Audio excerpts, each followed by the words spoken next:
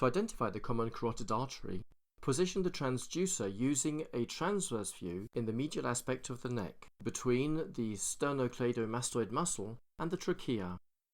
When positioning the transducer at this level, the proximal region of the common carotid artery will be visualized.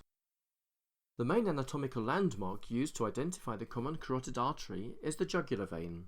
The jugular vein is of larger caliber compared to the common carotid artery.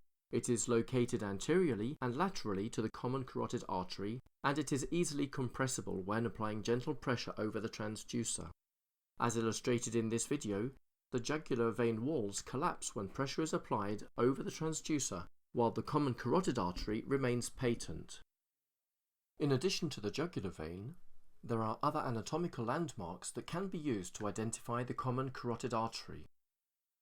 These include the thyroid lobes on both sides, which are adjacent to the common carotid artery, the sternocleidomastoid muscle, which is contained within the muscular fascia superiorly with respect to the common carotid artery, the trachea, recognizable by the hyperechoic structures of the cartilage, and on the left side there is another anatomical landmark, which is the esophagus.